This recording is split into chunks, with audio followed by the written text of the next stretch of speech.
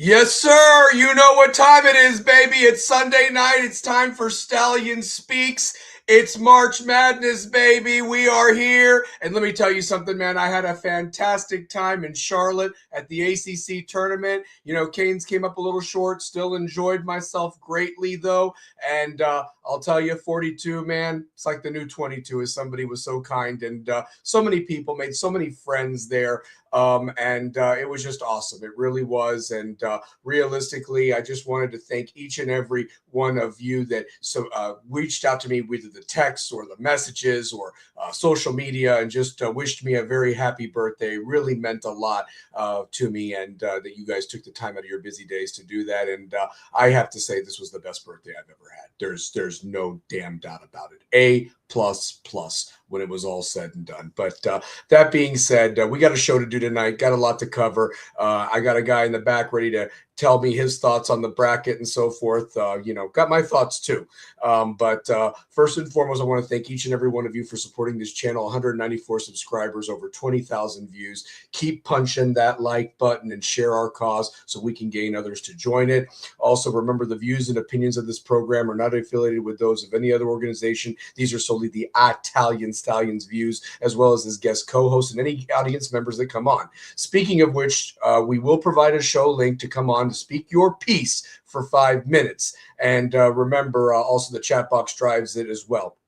Programming note this week, we got so much to talk about. Obviously, Tuesday night, if you haven't done so already, tune in to my guy, the KR Big Game Show, Big Game Kerry Reeves, 8 o'clock, right in the middle of the first four.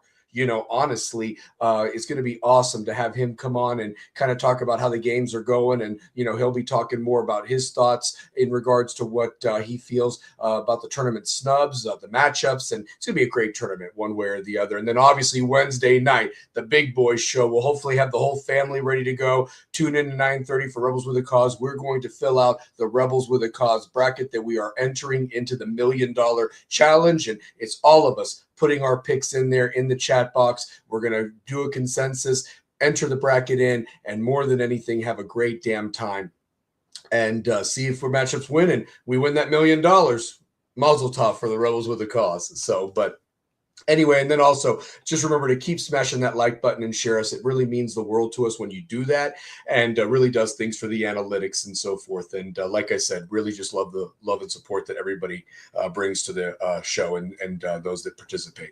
That being said, it's time for my Stallions rant, and baby, I got a lot to talk about, and the issues are down below. First and foremost, I just want to just talk about this ridiculousness that just came out this past week about Sharon Moore, and he's avoided jail time if you haven't checked and so forth like that. I mean, I think he got a slap on the wrist, and the look that he was given that female attorney of his, I've never laughed so hard at something. And there's his wife just looking, and it's like, I get stand by your man and everything, and you've got these kids together, but dear, nobody would blame you if you just left him and just took him to the cleaners.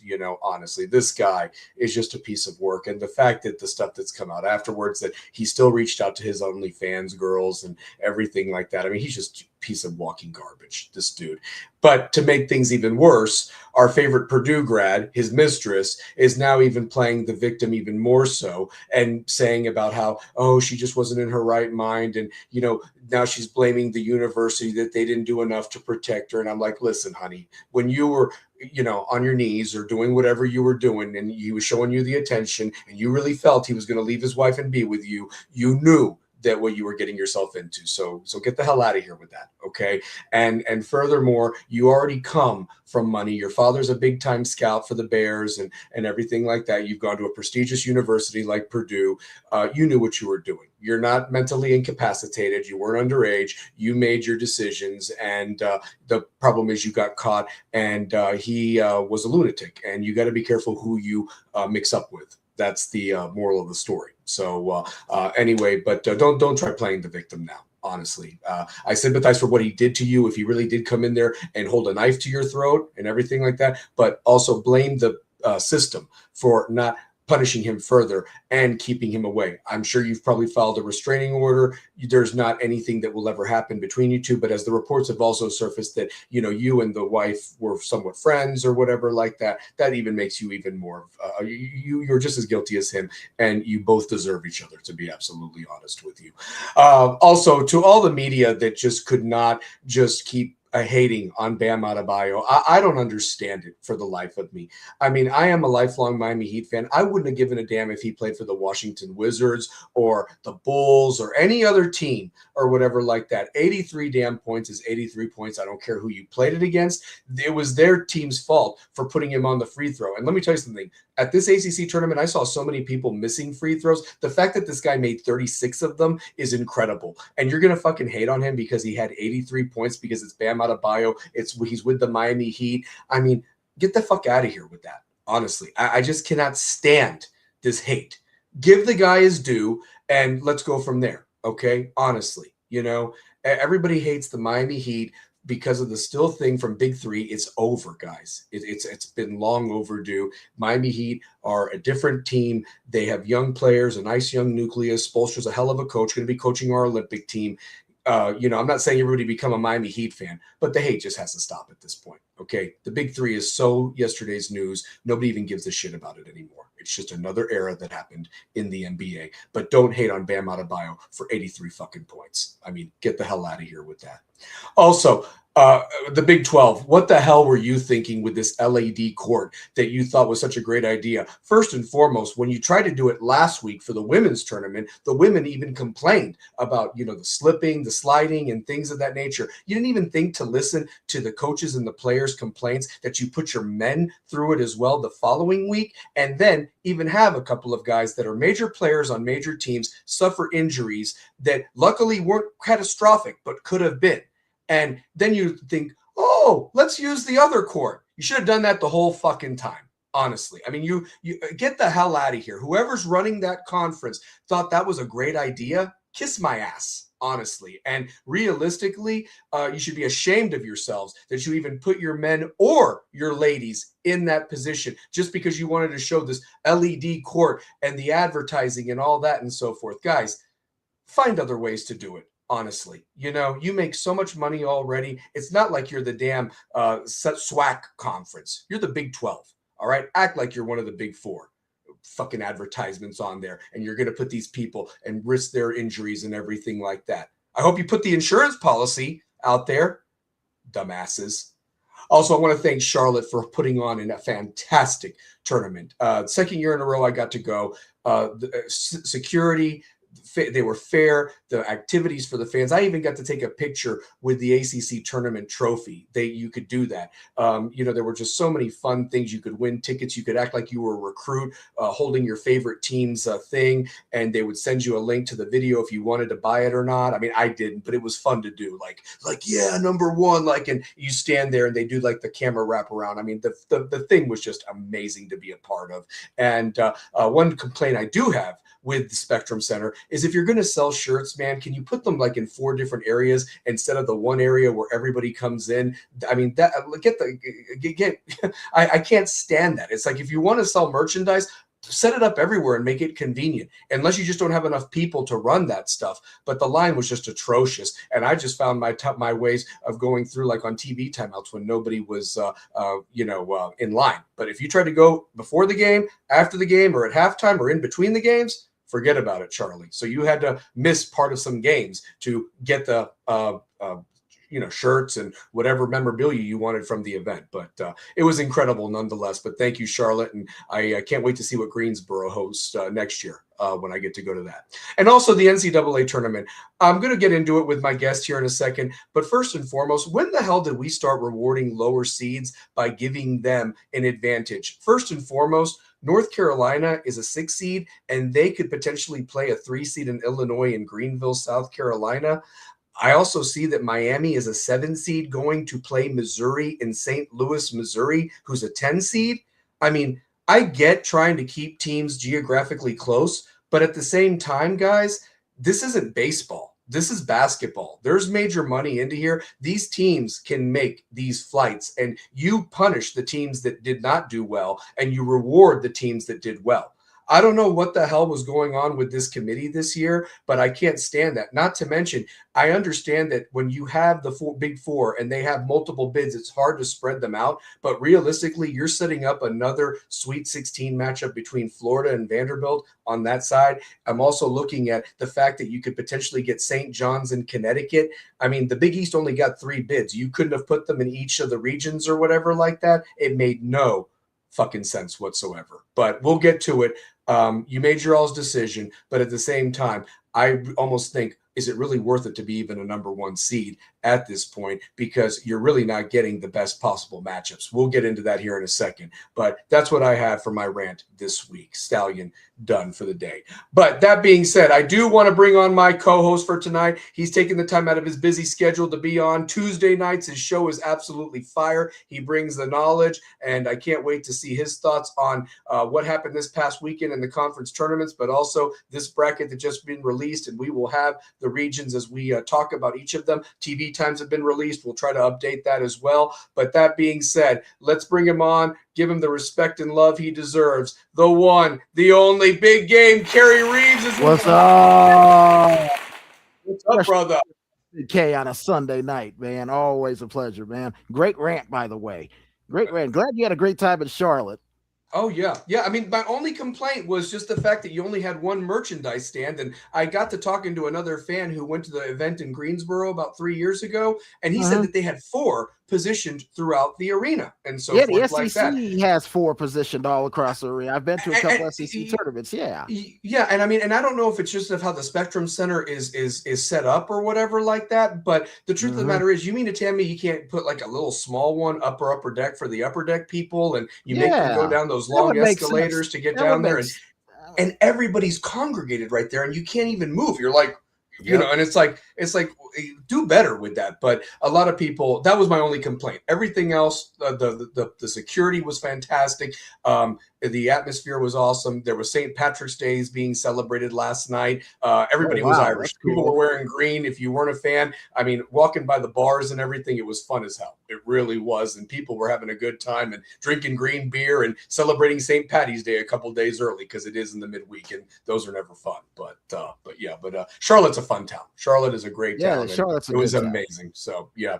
But Big Game, let's talk about the madness, baby. I mean, you know, the bracket got announced a couple of hours ago. We now starting to get TV times as well as the channels that they will be on. But realistically, you know, as Shang Tsung said it in Mortal Kombat, it has begun. So let's talk about it. The tournament. And it's the toughest tournament to win, you know. And yes, it is. What were your initial thoughts? I'm going to go on ahead and start with the East region because Duke was gifted the overall number 1 seed, and they definitely deserved it playing without 2 players. But, you know, I don't think that they did them any favors. And my question to you is it's like, is it even really worth it to be the number 1 overall seed at this point? No. Not with that region. Are you kidding me? They got snowballed, man.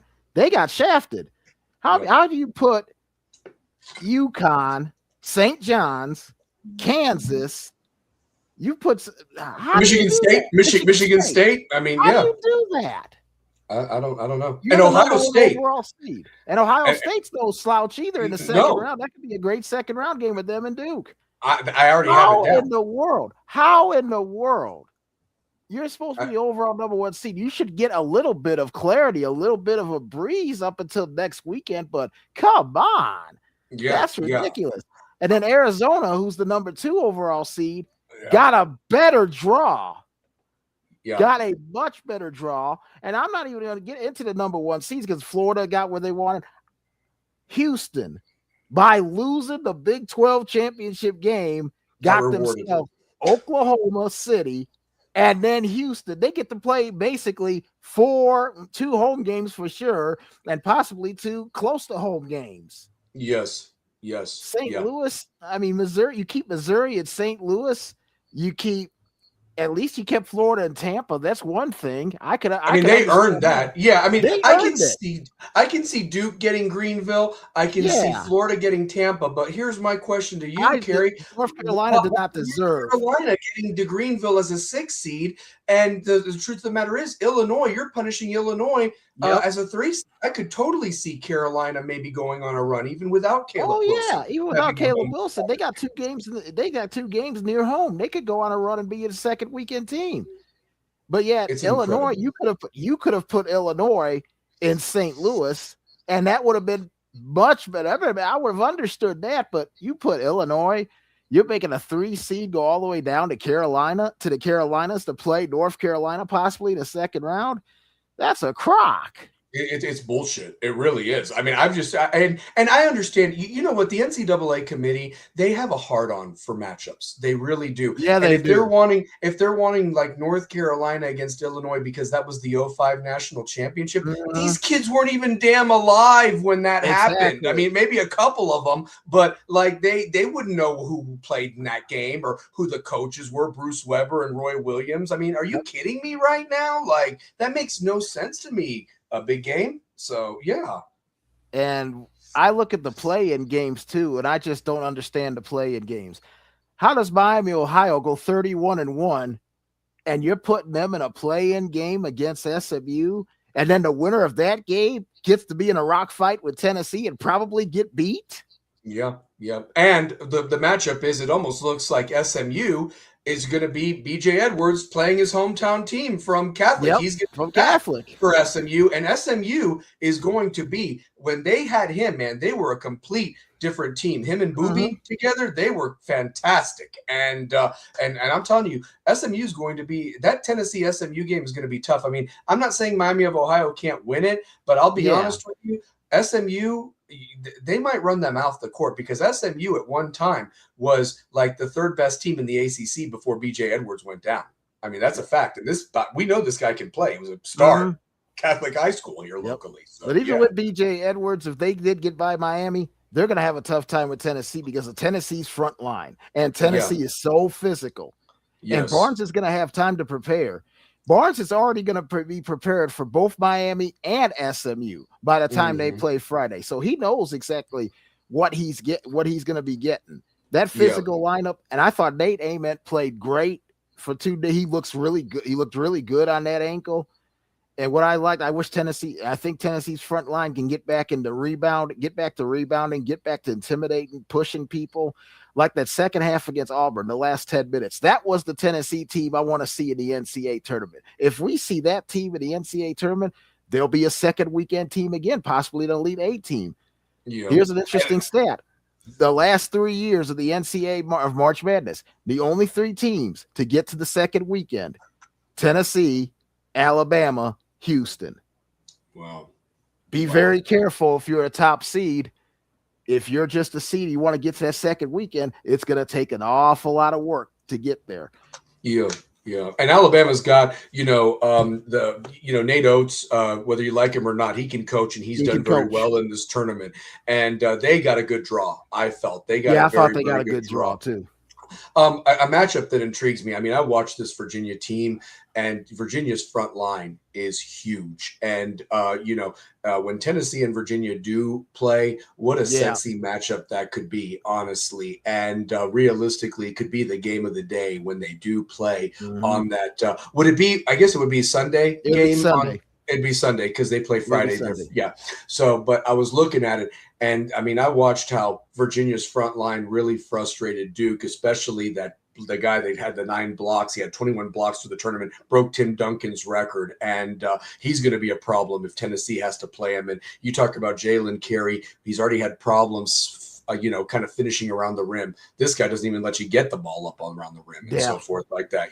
He's a monster. And the two German guys that they have, they're both 7 foot, and they've got a lot of size. And Odom can coach, honestly. So I'm intrigued, realistically, by that Tennessee-Virginia matchup because whoever comes out of that is very well deserving of getting to that second weekend and could be a dark horse at that point, honestly. And I actually think in that game, the front lines in that game cancel each other out. I think Tennessee's backcourt is the difference because I think Virginia's backcourt cost them last night. I think Virginia's backcourt cost them last night.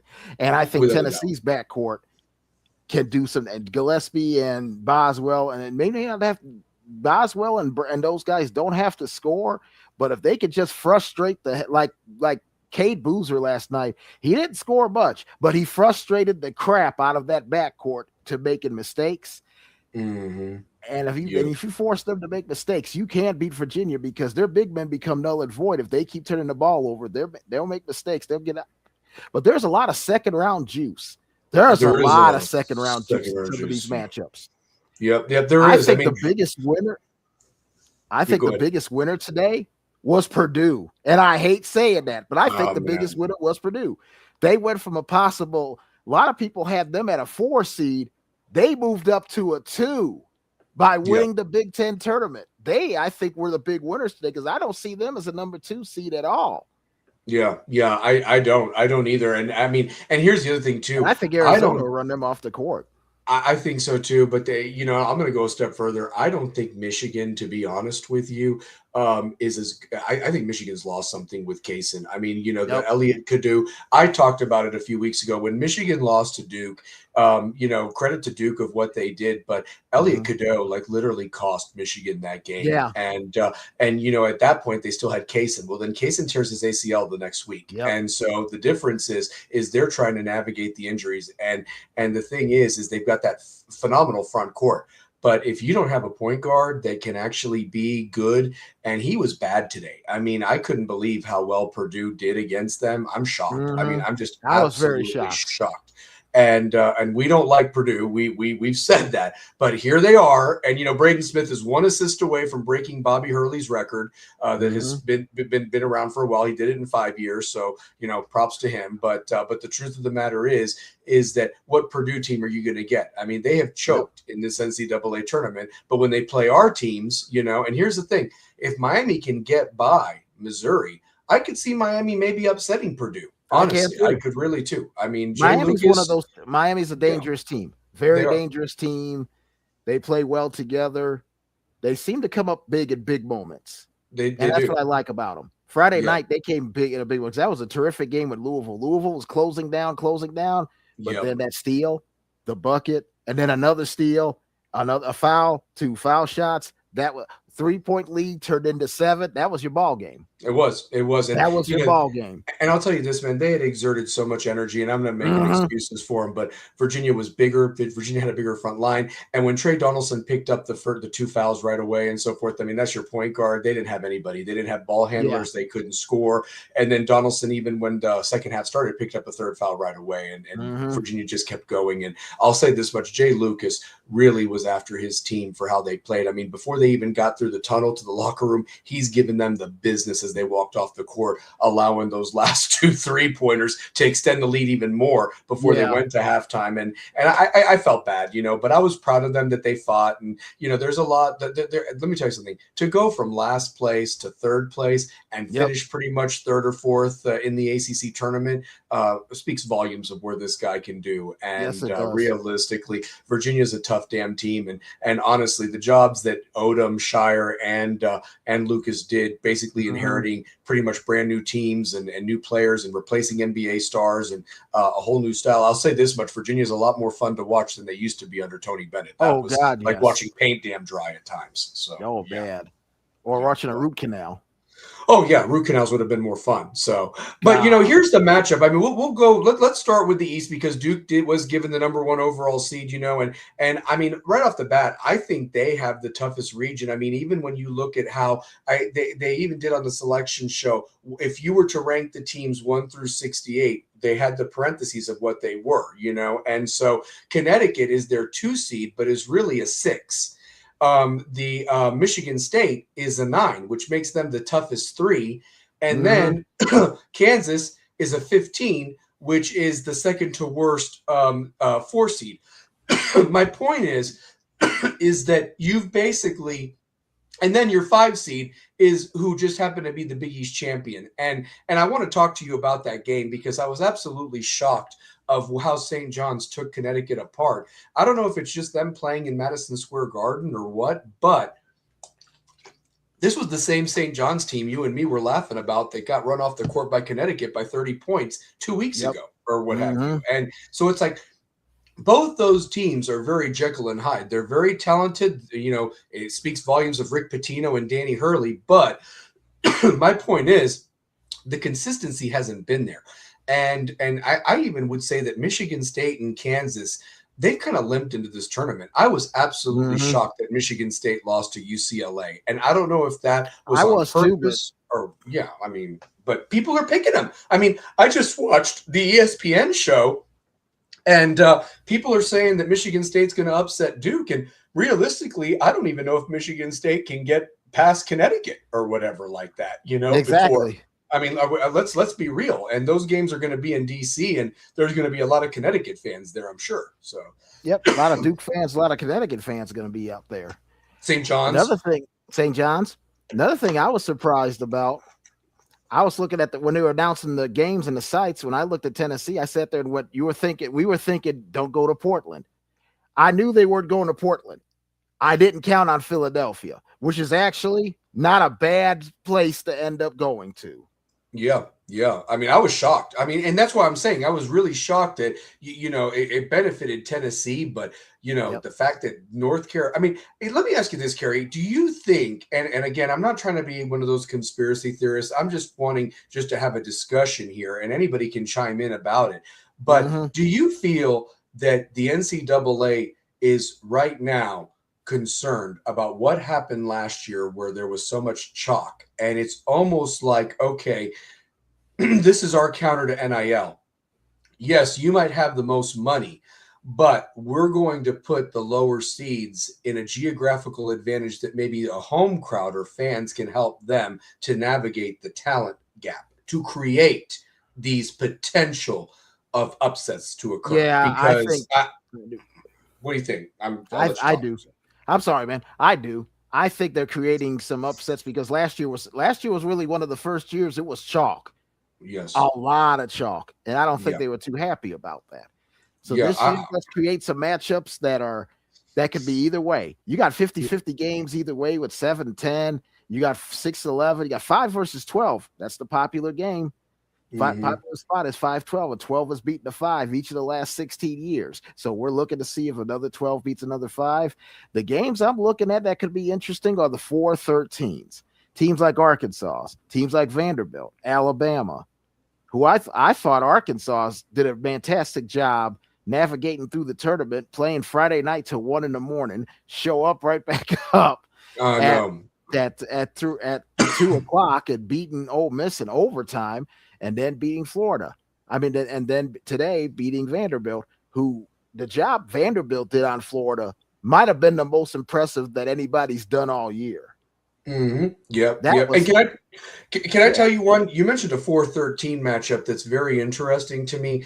We've talked about how Kansas has been one of the most frustrating teams we've watched all year, and so forth, and the whole Darren Peterson saga, whatever. But here's the truth of it: you have a 4-13 matchup between Kansas versus Cal Baptist. Now I'm going to tell you a story. I actually stayed up and watched Cal Baptist beat Utah Valley State last night.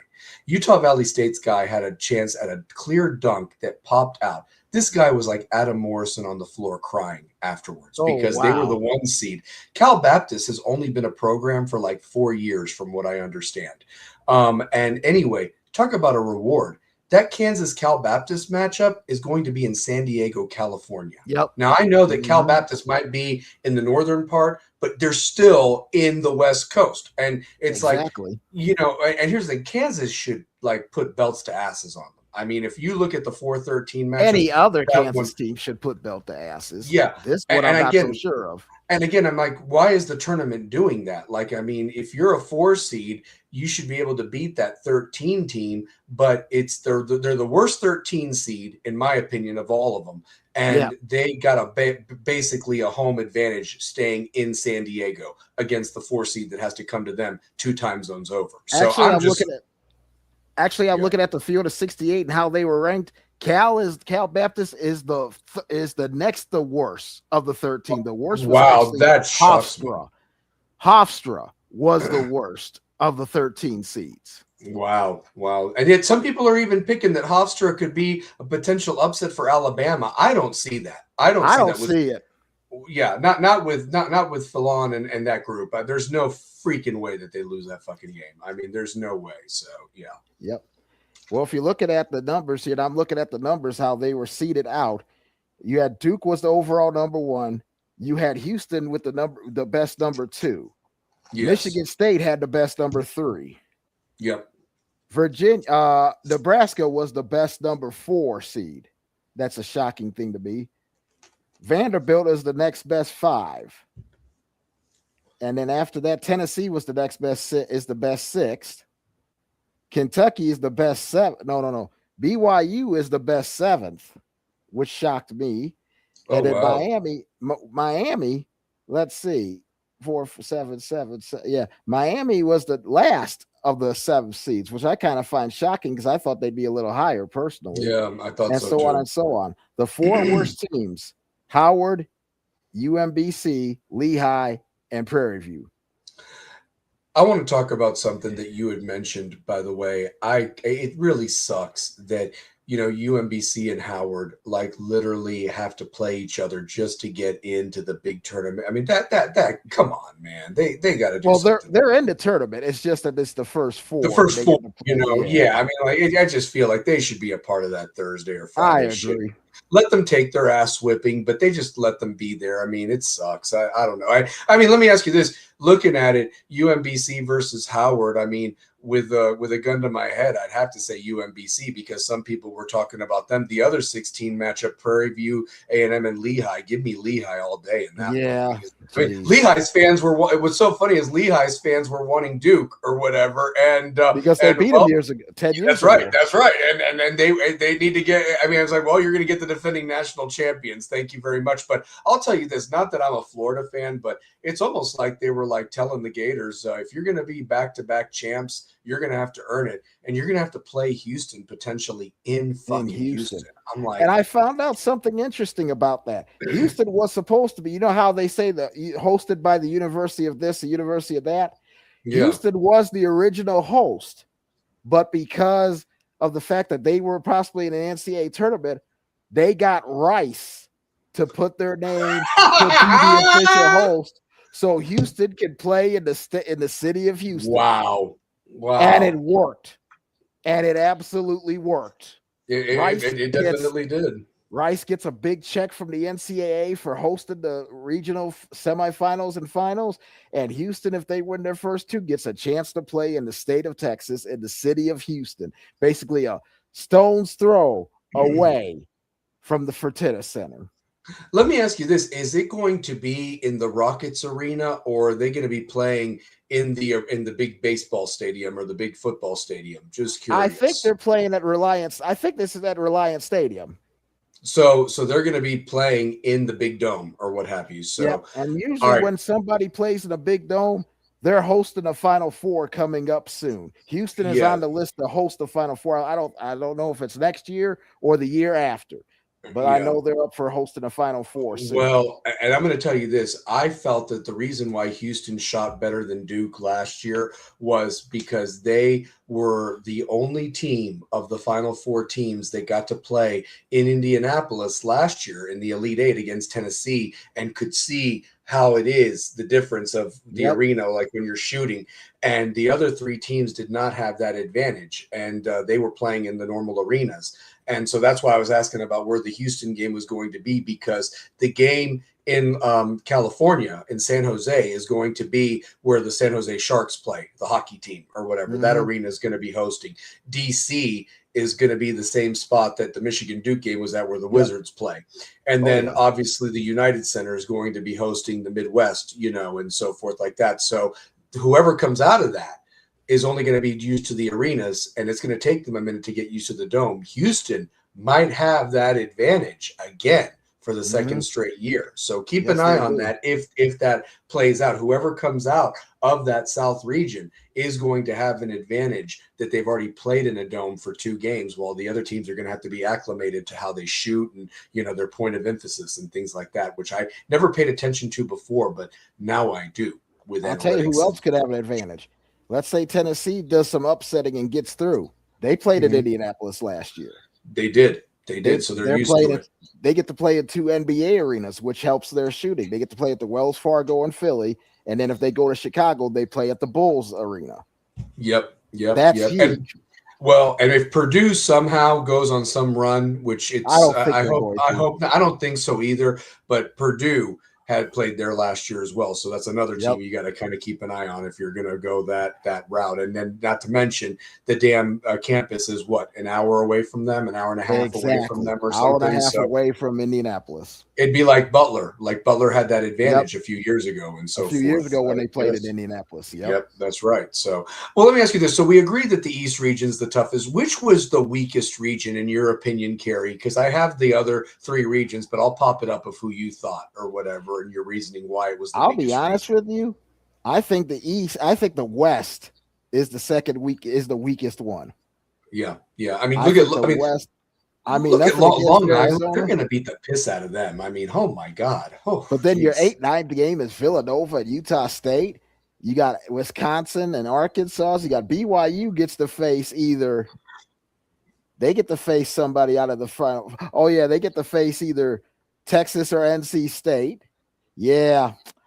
Arizona probably got the benefit of the weakest region humanly possible because that region is just completely weak. I mean, if anything, the 8-9 matchup there should have been what Duke got, being the number 1 overall seed. I mean, Duke is playing Ohio State, who has arguably the leading scorer of all time, who's a problem. He's a killer. That Bruce Thornton guy, I watched him almost beat Michigan single-handedly the other night. I watched him beat Purdue single-handedly. Yeah, he beat Purdue single-handedly. He was terrific. Yeah, and TCU is is no slouch. They've won some big games in the Big 12, and but the thing is that I think that Duke is going to get Pat Gongba back, which will make their defense even tougher. And the way that they harass the guards, like you said, like that's going to be that could be definitely an advantage for Duke and so forth. But I think Duke has gotten better even with these injuries. I mean, they found ways to win with 7 guys, and that's a tougher team.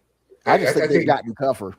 Yeah, and they've won battles this year. I mean, they're not like last year's team that always wilted at the end. These guys have been in some battles. And here's the thing, Kerry, if they knew how to make their free throws back in December and don't blow a 15-point lead to Texas Tech, and again, North Carolina doesn't get hot and hit 3 threes, including a buzzer winner, we're talking about them being potentially undefeated themselves at this point. That's the crazy part about that. So you look at that. But I agree with you. No, I mean, I'm looking at these matchups. I mean, like Arkansas playing Hawaii, they will kick the shit out of them. They will destroy. If they don't destroy Hawaii, something's wrong. Oh, my God. Wisconsin, in my opinion, is a dark horse that could play Zona. But Zona will have the advantage out there in San Jose, but Wisconsin's a sneaky good team. But, Villanova, Utah State, that's trash. So, I mean, I just am looking at it. Purdue I actually think that Wisconsin High Point game may be the highest scoring game of the first round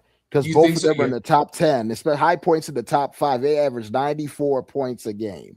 Yep. Wisconsin averages around 85, 86. So that might be the highest scoring game of the tournament. Yep, for sure. Let me ask you this. Who do you like in that other play-in game between Texas and NC State for the right to take on AJ DeBonsa and BYU? That may be the best of the Final Four game of the first 4 games. And I'm thinking that's probably going to be, I think Texas barely. I like Texas in that game, and I think it'll be close. Yeah. I agree. I mean, Texas, I'll tell you one thing, 2 phenomenal coaches, Sean Miller, who has done very well wherever he's coached, and then Will Wade is like the next up and coming. The storyline there that I find funny is that they've both gotten in trouble before. You know what I mean? Especially Will Wade if he can stay off the FBI wiretaps and all that other bit, boy. Exactly. So, but I kind of laugh at stuff like that. I pay attention to things of that nature, but no, but they're both programs that definitely, have the money and they've got the coaching. They just need the Joes to go with it and so forth. But, let me ask you this. Does Kennesaw State have any prayer against Gonzaga out there in Portland by any chance? 3 versus 14 there? I actually think they got a benefit too, being seated close enough to Washington, being seated in Portland. I could see them making I'll see them making the second round. Yeah. That's a tremendous home field advantage Oh, wait, that's a home away from home for them playing in Portland. Yeah, I'd love to see that BYU Gonzaga matchup. That'd be a That'll be sexy a second round good game. matchup. That'll be a sexy Really, matchup. it's like you said, the second round matchups are definitely. I mean, Duke Ohio State would be a fire matchup on a Saturday afternoon. I mean, it would be, Mhm. just looking ahead and so forth. Let's go to the Midwest region real quick. I mean, you got Michigan versus the winner of the UMBC Howard, Iowa State versus Tennessee State. A lot of people have Iowa State, in the Final Four coming out of this region. Virginia, we've talked a little bit about them. Alabama. Texas Tech versus Akron. Do you think Akron has enough to pull that upset without JT Toppin, Texas Tech, and so That's going to forth? be a Just great guard curious. matchup. That's going to be a great guard matchup. You got two sets of really good guards in that game for both Texas Tech and Akron. That's going to be a fun ball game. I've had a chance to watch Akron a couple of times this year. They're fun to watch. They're Yeah, fun to watch. yeah, for sure. I'll tell you another matchup that's going to be coming around again, the 8-9 matchup between Georgia and St. Louis. I'm glad St. Louis got in. I was kind of worried about them. I thought that they Yeah. might have been left out, not winning their tournament. They lost on a buzzer beater, but I'm glad they're going to get a chance to take on. But, I'm looking at the Kentucky versus Santa Clara game, and a lot of people the talking heads were saying Santa Clara could upset Kentucky, and Kentucky's been ass all year. We know that, Yep. but Santa Clara's what's no your joke. thoughts? No, Santa Santa Clara's Clara's no joke. They beat yeah, Gonzaga, man. yeah, These guys also beat Gonzaga. They're no joke, man. They can shoot and they can defend. They're going yeah, to be a handful. You don't know and you really don't know which Kentucky team is going to show up. The one that yeah. beat Arkansas, is the one that came back twice on Tennessee, or is the one that's going to be laying an egg like they laid a 30-point leg in Nashville, and then at the SEC tournament, Florida basically toyed with them for 40 minutes. I mean, that's what they've done. They've done with them all three times. I mean, Yep. there was no doubt in that game. And speaking of But Florida, how would you like to be Florida? Good news. First two games are in Tampa. Bad news is you're going to have to go to Texas to beat Houston. yeah, How fair is that? and a potential rematch with Vanderbilt, because I could Yeah. honestly, if Vanderbilt's guards play like they did or what have you, Mm-hmm. I mean, well, let me ask you this. So a lot of people are talking about this Nebraska-Troy matchup. If Troy beats Nebraska, Vanderbilt has a very nice opponent with McNeese State and then Troy Yep. potentially to set up a rematch with Florida in Houston or what have you. So, Mm-hmm. your thoughts on that? So That's just going to be interesting curious. because there's another fact. Nebraska, this is their fourth NCAA tournament appearance. They have never won a game in the NCAA tournament. You want to talk Wow. about pressure? Yeah. That's some serious pressure. Troy's a handful. That is not going to be easy, but Nebraska's got the Hoiberg. You got the success. Everything's got. Now you got to win an NCAA tournament game. You got to Yeah. win. Yeah, for sure. For sure. Well, let me ask you this. North Carolina versus VCU. I mentioned it a little bit. 6 versus 11 there. You've got that game's in Greenville. My VCU, not a bad team. They won today, the Nope. Patriot League. But I guess my question to you is, do you think that VCU has the horses to maybe pull that upset of an 11-6? You were talking about those 6-11 matchups maybe and so I think forth they've as got the well. horses to hang with them. I don't know if they've got enough talent.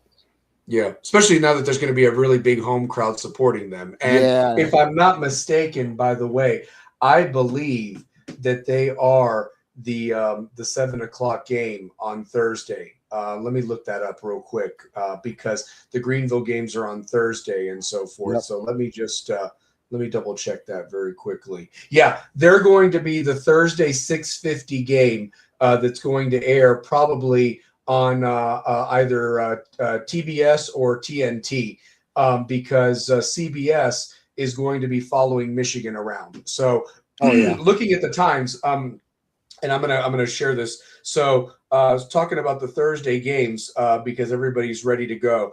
CBS is going to start off from Greenville, the TCU Ohio State matchup. 30 minutes after that one will be the Duke versus Siena game. That's going to be CBS. Then you've got at 12:40 Troy versus Nebraska. So we're going to know right away what's going to happen in that region or what have you. Mm-hmm. Here's a team we haven't talked about, but a lot of people have been really talking about is the South Florida Bulls, the 11 seed. Of course, Louisville's limped in. I could totally see South Florida running Louisville. I Off the can court. too. I Yeah. can too. Yeah, I mean, I'm not even going to toy with Louisville this year. They screwed me so bad last year. At 150, you're going to have High Point versus versus Wisconsin. So those are your first 4 matchups on that Thursday. I mentioned Duke already. Then you're going to have the Vanderbilt-McNeese State game at 3:15. At 4:05, you're going to have Michigan State against North Dakota State. And then obviously at 4:25, you're going to have Arkansas put belts to asses on Hawaii before you get to the night session. The night session is going to be North Carolina against VCU. Then, as I mentioned, Michigan taking on the winner of the play-in game. BYU takes on the winner of their play-in game at 7:25. Interesting matchup that we haven't talked about that could be a first-day thriller. Number 10 seed Texas A&M against number 7 seed St. Mary's is going to be 7:35 game on Thursday night, by the way. Which game is that? Texas A&M versus St. Mary's, 10 versus 7. That's going to be an interesting game. They both like to shoot a lot of threes. Yep. That game, to me, whoever makes the most is going to win. Yeah, they both like to shoot a lot. Yep. No, it looks like it. And then it looks like Illinois versus Penn is going to be the 9:25 game, finishing up the Greenville region. St. Louis versus Georgia, 9:45. Gonzaga versus Kennesaw State at 10. And then Houston and Idaho at 10:10 is the final game of the Thursday matchups. And then going into Friday, you have Kentucky versus Santa Clara to start us off on CBS at 12:15. Texas Tech against Akron on 12:40. Arizona gets their tournament started at 1:35, and Virginia plays Wright State at 1:50. Then the next group of games is Iowa State against Tennessee State at 2:50, Alabama against Hofstra at 3:15, Utah State Villanova on 4:10. Tennessee takes on the winner of their play-in game at 4:25, and then the night games, Iowa versus Clemson. I like Iowa in that one, by the way. Big game. I do. I like Iowa in that game. I don't trust Clemson, and Clemson lost their second best leading scorer to a torn ACL, unfortunately. So they were a shell of themselves. So I like Iowa in that one. St. John's against Northern Iowa. It's a 5-12, but I think St. John's wins that one. It's at 7:10. UCLA and UCF. I think that UCLA is going to win that game. No disrespect to Johnny Dawkins in Central Florida, but if UCLA can get those 2 guys back, Mick Cronin can coach in the NCAA tournament. Yes, he can. 7:35 Purdue versus Queens. And then the 9:25 final games of the Friday night is the Gators against the play-in game winner, Kansas against California Baptist, UConn against Furman, and then Miami versus Missouri is the final game on Friday night. So I have to wait literally till the end to see about Miami and everything like that on that Friday night in St. Louis. So, interesting stuff. So, all times are Eastern time, by the way, as well. So, of course. Excuse me. Yeah, for sure. So, but anyway, but it should be a fun tournament. Let me ask you this real quick. Biggest chance for an upset right off the bat, do you think? Like in terms of a higher seed, other than maybe Nebraska, who else do you think could be in some trouble, in your opinion? I think Kansas could be in some trouble. I think Alabama could be in some trouble. Because what bothers me about Alabama is, yes, they got all the scoring in the world. They have no defense in the world. Yeah, they're terrible. That's what bothers me. And VCU and North Carolina, VCU could give them a battle. Could down there win it. That'd be something if they went to Carolina and beat North Carolina in Greenville. Well, I'll tell you this. That would eliminate a lot of. Yeah. I'll say this much. I'm surprised that game is so because when Duke finishes their game, I don't know if the Duke fans are going to stick around for the second session or not, but they might stick around just to root against Carolina and vice versa. Carolina might show up early to root for Siena, but Saturday. Oh, you're good. You're good, bud. You're good. But I really think Saturday is going to be very interesting with that dynamic of an Ohio State versus Duke matchup, and then you have a North Carolina versus Illinois. So it's like totally Big Ten versus ACC and everything of that nature. But you've got two teams that absolutely despise each other, including their fans, and they're not going to be rooting for the other to help the other. And I'm sure Ohio State and Illinois would say fuck each other to whomever. So there's that too. Looking at also some intriguing matchups, looking down the line and so forth. I find it interesting that the East region really did want to put Michigan State in there, against Duke. I mean, this has happened multiple times before. They've already played this year. I was very shocked by that. Duke and UConn have had a lot of history in the tournament. It's been more favorable for UConn than it has Duke. But the facts of the matter are, and Duke has history with Kansas as well. Duke has history with St. John's. And, once upon a time, you name these teams. I mean, St. John's at one point was the fifth highest winning program behind Kentucky, Kansas, North Carolina, and Duke, or what have you. And then they've kind of fallen off. But now with Pitino, they're there. But what St. John's team are you going to get? I mean, a lot of people.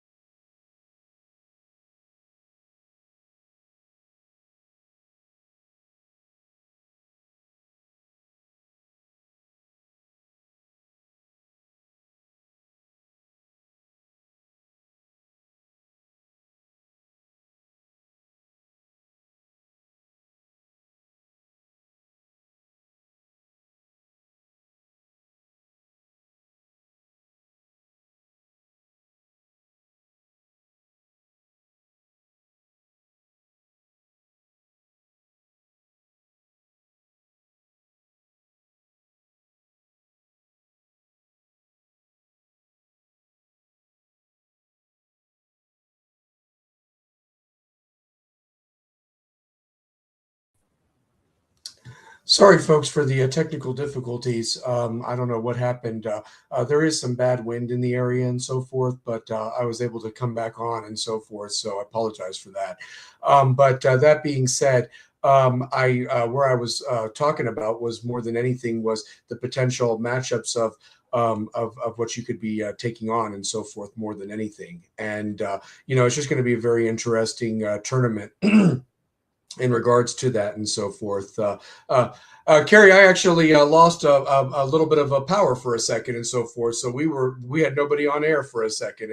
But it's live, so you got to keep the show going and everything like that. So, but anyway, that being said, yeah, that's what happened just now while you were off camera. So, but no. One thing I was just talking about that was the most intriguing matchups was looking ahead at the some of the second round or even the Sweet 16 games. I mean, you could have Duke versus St. John's. You could have Michigan State against Connecticut. You could have Arizona against Arkansas, which would be a very contrast of styles there. Maybe even Wisconsin versus Arizona and so forth. So that would be an interesting matchup. On the other side, you could have Michigan take on potentially a 4 seed in Alabama, or realistically, does Texas Tech get there? Even without JT Toppin, and then as you've mentioned, Tennessee on the other side could potentially make a run. Them or Virginia, I could totally see them potentially maybe the winner of that Virginia Tennessee game maybe making some noise in the second weekend or what have you, against the higher seed. So that's something to keep an eye on. And then, realistically looking at Florida, I mean, it's there for them to make a run, but realistically, I mean, I think Houston's got a very, very favorable path, in my opinion. I mean, I think but Houston's defense has been a little suspect, but their offense is a lot better this year than it was last year. So that's kind of something interesting to keep an eye on. So yeah, lucky on Houston's side, they're not playing any great defensive teams, because with Houston, if they get through Idaho, they get St. Mary's or Texas A&M. Not two great defensive teams. Next matchup would either be Carolina or Illinois. Not great defensive matchups on either side of that either. So they got a chance to be as offensive as humanly possible and make it to at least the Elite Eight again.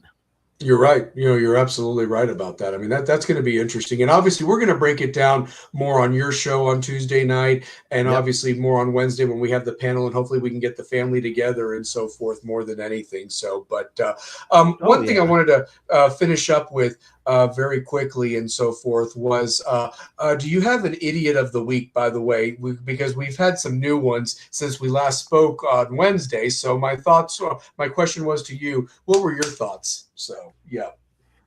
Oh, boy. Let's see. There's a couple. Shamar Moore, that guy. Yeah. That guy. That guy. There's not a whole lot I mean, Idiot of the Week, he should be the poster child for our Idiot of the Week, because it seems like no matter what he does, Idiot of the Year. It sticks out like a sore thumb. Yeah, he'd be my Idiot of the Year so far. And that's saying something, considering we're already only through March of this year. We haven't even gotten to the good stuff yet with some of these other idiots. Let's see. There's not too many other more I can think of right now, other than the USA baseball manager Mark DeRosa for thinking that he was already into the quarterfinals, losing to Italy. So we're already there. I said, no, you're not. Oh my God. You're not in the quarterfinals. You got to win and hope. They had to hope that Italy and Mexico did not end 4-3. And lucky for them, it didn't end 4-3. Even the guy for Italy goes, USA, you're welcome. We'll see it. We'll see you soon. I'll tell you one thing, man. Italy looks like they've been putting belts to asses. They got rid of Puerto Rico, and I mean they're good. They're damn good. They also look like they've been putting pasta to the table too. Look at some of those guys. Some of them boys can eat, especially that guy that hit they can eat. Runs for them. They can eat. He looks like he's thrown down quite a bit. Manja.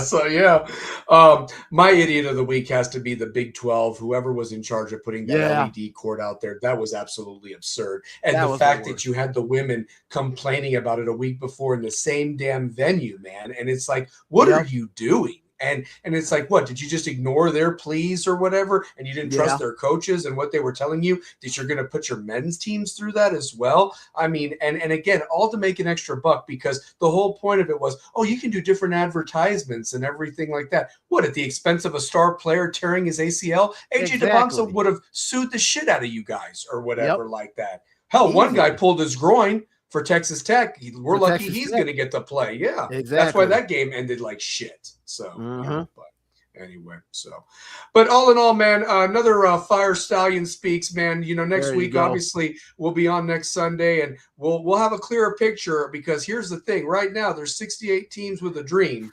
and this time next week, we're going to be down to the Sweet 16. I mean, that's something to think about right there. So, tell me about final thoughts, man. And I really want to thank you for being on tonight and so forth. But final thoughts before we get on out of here. So. Oh, not a problem. I enjoyed coming on tonight. We're here. The madness is hitting, baby. It's gonna be the first four is gonna be fire. I'm actually looking forward to the first four this year, which is actually very interesting, because you got one game. I forgot which game it's going to be. It's the Tuesday game. It's the Tuesday game. I just don't know which one it's going to be. So, yes. One of the games, you got to have Charles Barkley and Dick Vitale on color commentary. Dick Vitale has waited almost 50 years to do an NCAA tournament game, and now he gets to do it. He gets to do it with Charles Barkley. That is good. That game alone, I don't care who wins. The entertainment value alone with those two, that's enough right there.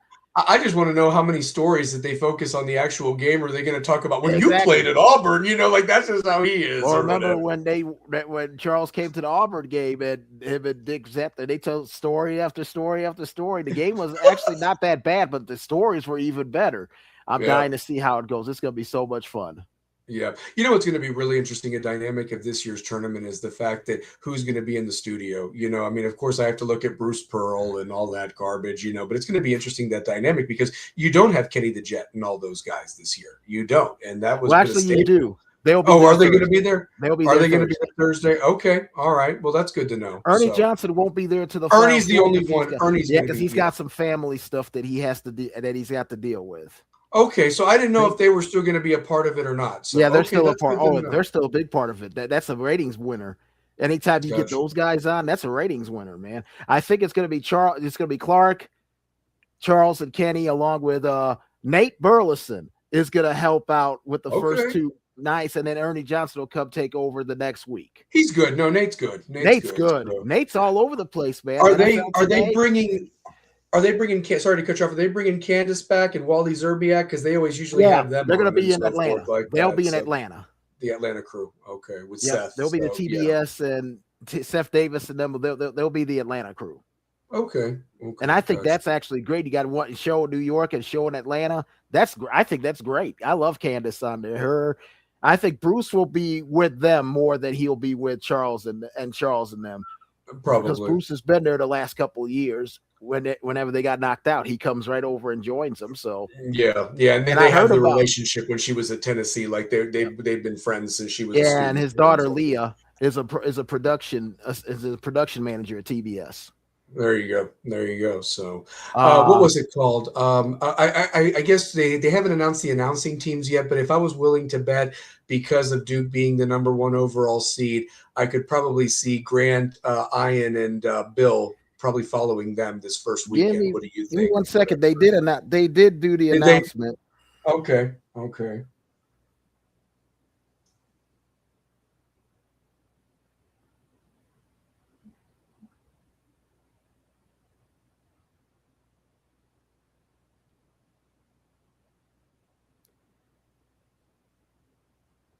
Yep. Let's see where they're gonna be. I think they had a plan of where they were gonna be. Okay, I'm looking to see where. Okay. Oh, you're fine. Take your time. No, this is important. So.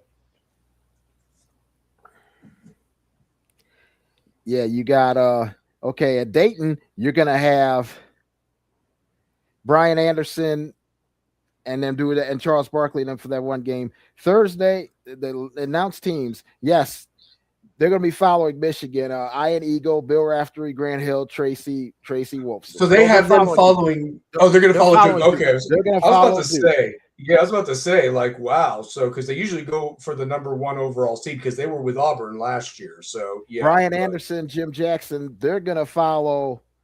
It looks like they're gonna follow Florida. They're gonna follow Michigan. They're following Michigan.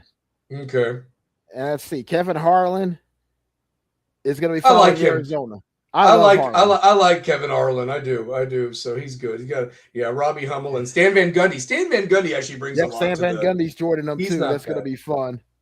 Yeah. And Brad Nessler's and Wally Zerbiak are actually going to be calling games. It looks like so. And so for Tennessee's games, Andrew Catalan, Lapis, and Washburn, because they called a lot of Tennessee games the last couple of years. They've called Tennessee's Elite 8 games, so they know Rick Barnes and them really well. So we got some good announced crews. It's going to be a lot of fun. Yeah, I'm happy by home arena. Buffalo, KeyBank gets Michigan. That's going to be a raucous. That's going to be a raucous environment. Buffalo is always a raucous environment, but you get Michigan there. You get Michigan State there too. Oh dear, it's going to be a lot of fun. They're going to make a lot of money up there in Western New York this week. There's a lot of great sites. I love the sites that they picked for this first weekend. They did a really good job. I really felt they did. And so forth. So yeah, and I think that the four big ones, DC, Chicago, San Jose, and Houston are going to be fire sites for the Sweet 16 and Elite 8 as well. So yeah, but and Indianapolis has always hosted really great Final Fours. I mean, yes, they have. So yeah. So what were you going to say, Bud, before we get on out of here? So yes, we are. And I think of the Elite Eight places, Houston is the only football stadium. Everywhere else is San Jose's the hockey arena, and Washington and Chicago are the NBA. Are the NBA arenas? Yep, they sure are. Yep. They sure are. So yeah, oh, so it's going to yeah. be interesting. So yeah, absolutely. So, but it's going to be a fun tournament. Get your brackets filled out, and obviously we're going to talk more about it on Carrie's show on Tuesday night, and then obviously the Rebels with a Cause on Wednesday night, and then realistically we'll know who the 64 are, and then come 12 o'clock Thursday, get that bracket in there, and it's go time, baby. So the dream starts. So yeah, it's going to be a lot. Well, listen. Thank you, Bud, for being on tonight. Thank you for tuning in. Anytime, my brother. Absolutely. And just remember to smash that like button for us. You know, like I said, it really brings the algorithms. And remember, don't be afraid to say what you want to say. Always speak your piece. This is the Italian Stallion. We out of here for tonight, guys. I'm the Stallion, speaking loud, no chains.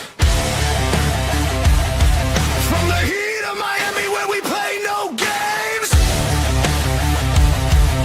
Boxing gloves down, but my mouth still swings. Trash talk sharp like a scorpion stings. Stallion speaks. Yeah, the truth don't hide, unfiltered raw. Your late night guy from the ring to the mic where the real collide. Stallion speaks on the untamed tide. Stallion speaks.